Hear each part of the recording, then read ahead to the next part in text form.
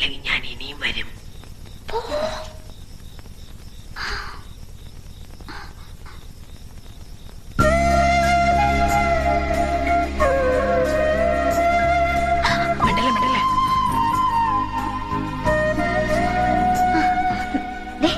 എന്താ പറയാനുള്ളതെന്ന് വെച്ചാ വേഗം പറഞ്ഞേ. അമ്മ എണിക്കുന്നതിന് മുമ്പ് എനിക്ക് പോണം. അമ്മ എണിക്കണേ എനിക്കട്ടെ, ഒരു ഉമ്മ തന്നാ വിടാം. അച്ഛന്റെ കയ്യിലടിച്ച് സത്യം ചെയ്തത് ഓർമ്മയില്ലേ? ഞാൻ ചെയ്തത് കള്ളസത്യം. സത്യം ചെയ്യുമ്പോഴേ ഞാൻ ഇങ്ങനെ പിടിച്ചിരുന്നു. ഇങ്ങനെ പിടിച്ച സത്യം പാലിക്കേണ്ടെന്നാ. This is strong promise. കഷ്ടം കേട്ടോ. കുട്ടിയുടെ പഠിച്ച് വലിയ ആളായ അതിന്റെ ഗുണം നമുക്കല്ലേ? അച്ഛനും അമ്മയും നമ്മുടെ നന്മയ്ക്ക് വേണ്ടിയല്ലേ ഈ പറയണത്. അവരുടെ വിഷമം എന്താ മനസ്സിലാക്കാത്തത്? നീ എന്താ എന്റെ വിഷമം മനസ്സിലാക്കാത്തത്? ഇപ്പൊ എനിക്കൊരു ഉമ്മ തന്നില്ലെങ്കിൽ പിന്നെ ലൈഫിൽ ഞാൻ പരീക്ഷ എഴുതില്ല കേട്ടോ. കുട്ടിയുടെ വേണ്ട കേട്ടോ, ഞാനിപ്പോ ഒച്ച വെക്കും. നീ ഒച്ചക്കണ്ട, ഞാൻ ഒച്ചക്കാം. അറിയില്ലല്ലേ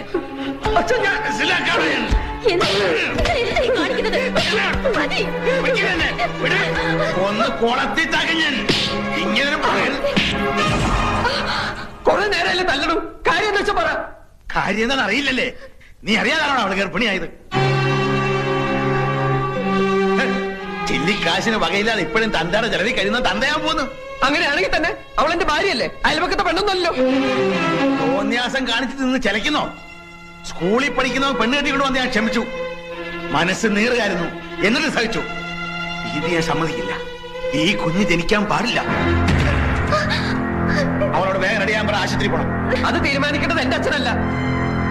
ഇവളുടെ വയറ്റിൽ കിടക്കുന്ന കുഞ്ഞിന്റെ അച്ഛൻ ഞാനാ. ഞാൻ തീരുമാനിക്കും. കുറെ ഞാൻ ക്ഷമിക്കണം, ഇത് പറ്റില്ല. എന്റെ കുഞ്ഞിനെ കൊല്ലണോ വളർത്തണോ എന്ന് തീരുമാനിക്കേണ്ടത് ഞാനാ, നിങ്ങളല്ല. എന്റെ കൺമുമ്പിൽ കണ്ടുപോലും എന്റെ വീടാ. എന്റെ ചെറുപ്പടിക്ക് നിൽക്കുന്നവർ മാത്രം മതി ഇവിടെ. നോക്കി നിൽക്കാൻ ഇറങ്ങി പോണാ നായ. നിങ്ങളുടെ ചൊൽപ്പടിക്ക് നിൽക്കുന്ന ഒരു നായ നിങ്ങൾക്ക് ആവശ്യം, അല്ലാണ്ട് മകനല്ല. അങ്ങനെ ഒരു നായായിട്ട് ഇവിടെ കിടക്കാൻ ഇനി എന്നെ കിട്ടില്ല. വേണ്ട, ഇറങ്ങി പോടാ. ഇങ്ങനൊരു മകൻ എനിക്ക് ജനിച്ചിട്ടില്ല, ഞാൻ വിചാരിച്ചോളാം. ഇറങ്ങി വാടി നിന്ന് മോങ്ങാതെ. ഞാൻ വഴിയുള്ള ബന്ധം നീ ഇവരും തമ്മിലുള്ളൂ, അത് ഇന്നു പോലും ഇല്ല. ഞങ്ങളുടെ കുഞ്ഞിനെ വേണ്ടാത്ത ഈ വീട്ടിൽ ഞങ്ങളും വേണ്ട. വാടി. ഓട്ടടി, നശിക്കാനുള്ള ജന്മങ്ങൾ നശിച്ചേ തീരൂ.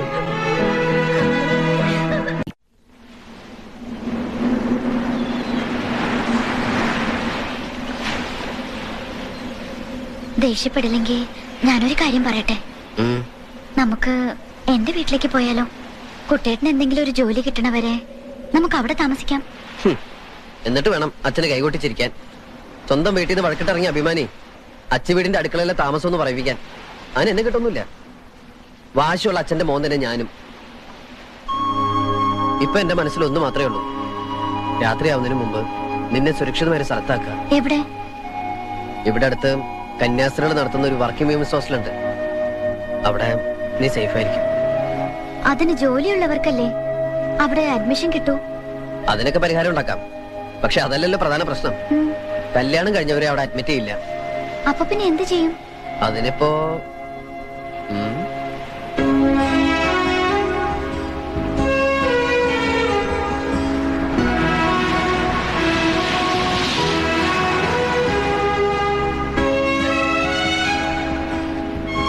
ഇന്നു മുതൽ ഹോസ്റ്റൽ ജീവിതം കഴിയുന്നവരെ ഭൂമിയിലെ മാലാഖമാരായ കന്യാസ്ത്രീകൾക്ക് മുമ്പിൽ ഈ മാലു എന്റെ സഹോദരിയും ഞാൻ നിന്റെ സഹോദരനുമാവുന്നു. വേറൊരു നിവൃത്തിയില്ലാത്തോണ്ടാ മോളെ. ഇനി ആ താലിമാല കൂടി ഒരുക്കോ. താലി ഞാൻ ആരും കാണാതെ നോക്കിക്കോളാം. അയ്യോ, അതുകൊണ്ടല്ല.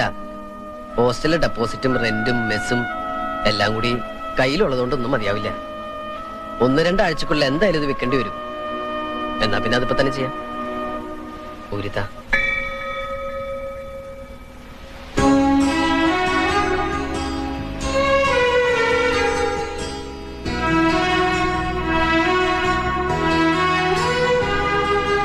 പരീക്ഷയിൽ ജയിക്കാൻ അമ്മ സരസ്വതിയുടെ അമ്പലത്തിൽ നിന്ന് പൂജിച്ച് കെട്ടിത്തന്ന ചരട. ഇത് താലി ചരടാക്കാം. അന്ന് കല്യാണത്തിന് താലി കിട്ടിയതൊന്നും എനിക്ക് ഓർമ്മയില്ല. ഇന്ന് മനസ്സമാധാനത്തോടെ ഈ ശുഭമുഹൂർത്തത്തിൽ കടലമ്മയെ സാക്ഷി നിർത്തി ഓമനക്കുട്ടൻ മാലുവിന്റെ കഴുത്തിൽ താലി കെട്ടുന്നു.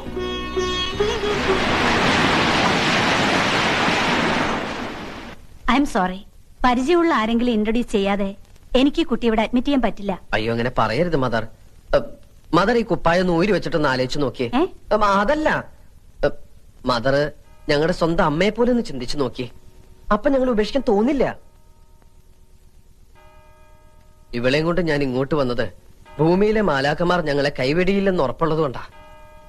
ഇപ്പൊ ഞങ്ങളെ സഹായിച്ചാൽ മരിച്ച് സ്വർഗത്തിൽ ചെല്ലുമ്പോ മദറിന് കർത്താവിന്റെ മുന്തിരിത്തോട്ടത്തിൽ ഏറ്റവും നല്ല പണി തന്നെ കിട്ടും. ഒരു പരിചയമില്ലാതെ ഞാൻ എങ്ങനെയാ? നാളെ രാവിലെ 10 മണിക്ക് ബോർഡിന്റെ കമ്പനിയിൽ ജോയിൻ ചെയ്യേണ്ടതാ ഇവക്ക്. പെങ്ങള് പെൺകുട്ടി ആയതുകൊണ്ടാ, അല്ലെങ്കിൽ ഞാൻ എന്റെ കൂടെ വൈഎംസിയിൽ താമസിപ്പിച്ചേനെ. നിങ്ങൾ എന്ത് പറഞ്ഞാലും ഇവിടെ റൂമില്ല. വരൂ മാലതി. മുട്ടുവിൻ തുറക്കപ്പെടുമെന്ന് തിരുവചനം വിശ്വസിച്ചതാ നമ്മൾ ചെയ്ത ഏറ്റവും വലിയ തെറ്റ്. എത്ര മുട്ടിയിട്ടും തുറക്കില്ലെന്ന് വെച്ചാ ഇനിയിപ്പോ വല്ല ലോഡ്ജിലെങ്ങാനും പോയി മുറിയെടുക്കാം. അല്ലാതെ ഇപ്പൊ എന്താ ചെയ്യാ? നാളത്തെ പത്രത്തില് യുവാവും യുവതിയും കൊല ചെയ്യപ്പെട്ടു എന്നോ യുവാവിനെ കെട്ടിയിട്ട് യുവതിയെ പീഡിപ്പിച്ചു എന്നെങ്ങാനും വെണ്ടയ്ക്ക് അക്ഷരത്തിൽ വായിച്ചാൽ ഞങ്ങളെ അറിയില്ലെന്ന് മാത്രം മാതൃ പറയരുത്. വരൂ മാലതി. Excuse me. വാതില് തുറക്കാൻ പോവാ. തൽക്കാലത്തേക്ക് മറ്റൊരിടം കിട്ടുന്നത് വരെ ഇവിടെ താമസിക്കാം. നാളെ ആരുടെയെങ്കിലും റെക്കമെൻഡേഷൻ ലെറ്റർ കൊണ്ട് തരണം. ലെറ്റർ ഞാൻ എത്ര വേണേലും കൊണ്ടുതരാം സിസ്റ്റർ. ആ സിസ്റ്റർ, ഈ കുട്ടിയെ വാസന്തിയുടെ മുറിയിലേക്ക് കൊണ്ടാക്കിക്കോളൂ. വരൂ. പൊക്കോ, ധൈര്യമായിട്ട് പൊക്കോ. ഏട്ടൻ നാളെ രാവിലെ വരാം.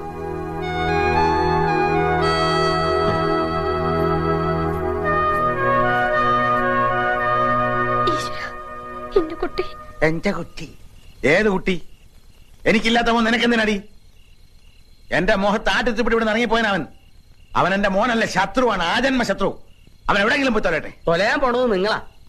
കുടുംബം കുട്ടികളൊന്നും ഇല്ലെങ്കിലും അച്ഛനും മക്കളും പരസ്പരം എങ്ങനെയാ മനസ്സിലാക്കേണ്ടതെന്ന് ബഹുമാനിക്കേണ്ടതെന്ന് എനിക്കും അറിയാം. തന്റെ മക്കൾ തന്നോളമായാൽ താനെന്ന് വിളിക്കണമെന്ന പ്രമാണം. ഒരു നല്ല വാക്ക് ഇന്നുവരെ അവനോട് പറഞ്ഞിട്ടുണ്ടോ?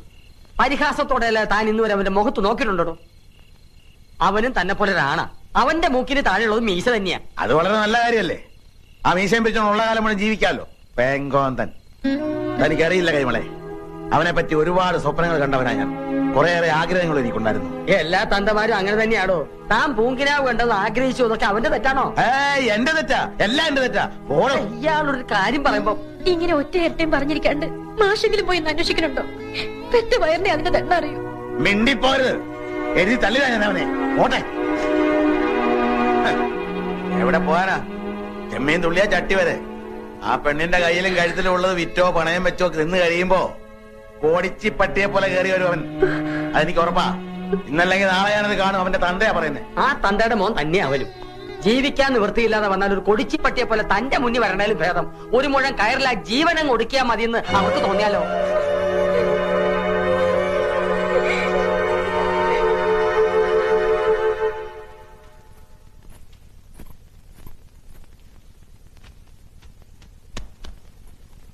അയ്യേ, ഏട്ടൻ പോയെന്ന് പറഞ്ഞിരുന്ന കരയ്യ.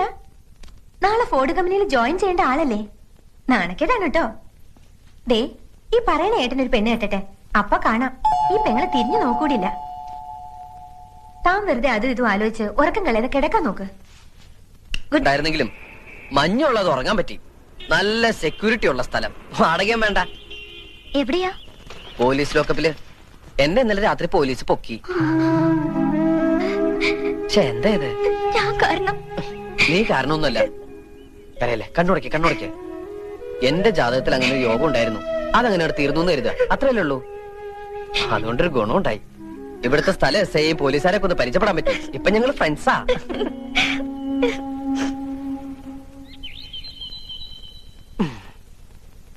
അപ്പോഴേ എന്നും ഇങ്ങനെ രാവിലെ തൊട്ട് വൈകുന്നേരം വരെ എന്റെ കൂടെ കറങ്ങി നടന്നാൽ ശരിയാവില്ല. എനിക്ക് ഉടനെ എന്തെങ്കിലും ഒരു ജോലി കണ്ടുപിടിക്കണം. അതുകൊണ്ട് 1-2 ആഴ്ചക്ക് നീ ഹോസ്റ്റലിൽ നിന്ന് ഇറങ്ങണ്ട.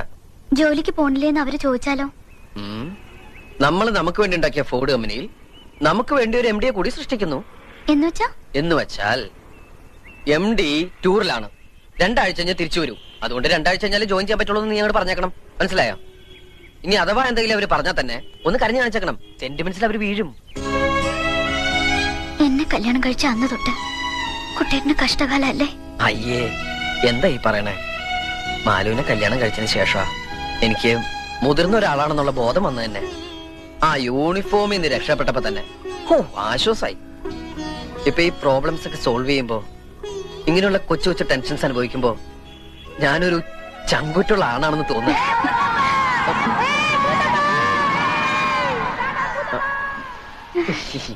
പഴയതൊന്നും മറക്കാൻ സമ്മതിക്കില്ല കുട്ടികള്. സ്കൂളിലെ കളിപ്പേരാ. ഏറ്റവും മൂത്ത ആള് ഞാനായിരുന്നോണ്ട് മുത്താപ്പന്ന് വിളിക്കുക. കുട്ടികളുടെ ഒരു കാര്യം ഭയങ്കര. ഈ ക്വാളിഫിക്കേഷൻ വെച്ച് എന്ത് ജോലിയാണോ എനിക്ക് തരിക? എന്ത് ജോലിയായാലും മതി സാർ. ഇവിടെ ഇപ്പോ ഒരു ഓഫീസ് അറ്റൻഡർ വേക്കൻസി ഉണ്ട്.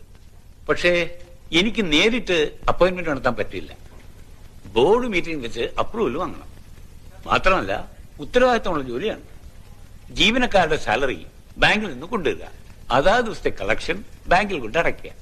In short, you are going to handle a lot of money. കമ്പനിക്ക് കൂടെ വിശ്വാസമുള്ള ഒരാള് തന്റെ ഉത്തരവാദിത്തം ഏറ്റെടുത്ത് ഒരു ബോണ്ട് എക്സിക്യൂട്ട് ചെയ്യണം. അല്ല, സാറിനെ കമ്പനിക്ക് വിശ്വാസമില്ലേ? ഉണ്ട്. എന്നാ പിന്നെ സാറിന് ബോണ്ട് എക്സിക്യൂട്ട് ചെയ്തൂടെ? ആള് കൊള്ളാമല്ലോ. ഒരു പരിചയമില്ലാതെ ഞാനെങ്ങനെയാ തന്റെ ഉത്തരവാദിത്തം ഏറ്റെടുക്കുക? നമ്മൾ ഇത്രയും നേരം സംസാരിച്ചൊരു പരിചയമില്ലേ? അത് വെച്ചിട്ട്. എവിടെയാ തന്റെ വീട്? ചുനങ്ങാട്. ചുണങ്ങാട് അമ്പലത്തിന്റെ തൊട്ടടുത്താ. അവിടെ ഒരു പോസ്റ്റ് മാസ്റ്റർ നമ്പീശൻ ഉണ്ടല്ലോ, അദ്ദേഹത്തെ അറിയൂ? അറിയും. എങ്ങനെ? അച്ഛനാ. ഓ, ഐ സി. നമ്പീശിന്റെ പെങ്ങൾ സരസ്വതിയുടെ കല്യാണത്തിന് ഞാൻ വന്നിട്ടുണ്ടായിരുന്നു. തനിക്ക് ഓർമ്മയുണ്ടോ? എനിക്ക് അത്രയ്ക്കങ്ങോട്ട് ഓർമ്മ വരുന്നില്ല. ഞാനെന്ന് അമ്മയുടെ ഒക്കത്താ. That's very funny. I like your sense of humor. അതെ, നമ്പീശിന്റെ മകന് എന്തിനാ ഇപ്പൊ ഇങ്ങനെ ജോലി വേണം. എത്ര കാലാന്ന് വിചാരിച്ച അച്ഛനമ്മമാരെ